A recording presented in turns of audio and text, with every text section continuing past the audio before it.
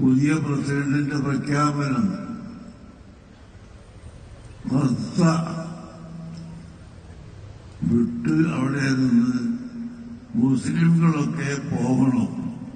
Gaza വിട്ട് മുസ്ലിംകൾ പോവുകയും ഗസ വിറ്റ് അതിനെ മറ്റ് വിഭാഗത്തിന് കൊടുക്കുകയും ചെയ്യണം എന്നൊരു പുതിയ പ്രസ്താവന.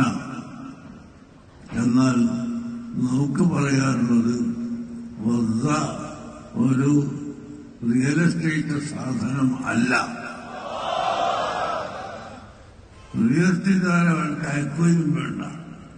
മറിച്ച് ഒരു പലസ്തീൻ രാഷ്ട്രം ഇവിടെ കെട്ടിപ്പടുക്കാൻ ഗസ അടക്കമുള്ള സ്ഥലങ്ങൾ ഉൾപ്പെടുത്തി പലസ്തീൻ രാഷ്ട്രം കെട്ടിപ്പടുക്കാൻ പരിശ്രമിക്കുക.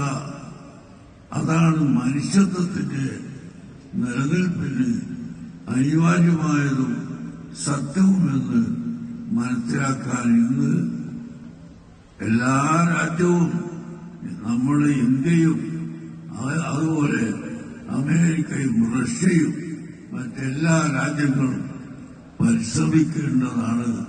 എന്നല്ലാതെ ഈ ഗസ വിട്ട് പോകാനും അത് വിട്ട് വില പറഞ്ഞ് വിൽക്കാനും അതൊരിക്കലും നടക്കുന്ന പ്രശ്നമല്ല. അതൊരിക്കലും ഈ ലോകത്തെ ജനങ്ങൾ അനുവദിക്കുകയുമില്ല. മുസ്ലിംകൾ എവിടെയാണ് ഭിന്നിപ്പിച്ചത് എന്ന് നിങ്ങൾക്ക് പറഞ്ഞു തരാൻ ഒരുക്കമുണ്ടോ? ഞാൻ ചോദിക്കുന്നു. ഇന്ത്യ രാജ്യത്തെ ഈ വൈദേശികരുടെ കയ്യിൽ നിന്ന് പിടിച്ചെടുക്കുന്നതിൽ മുസ്ലിം സമുദായത്തിന്റെ പങ്ക് എത്രയധികം ഉണ്ടായിരുന്നു എന്നത് മറച്ചുവെക്കാൻ ആർക്കാണ് കഴിയുക?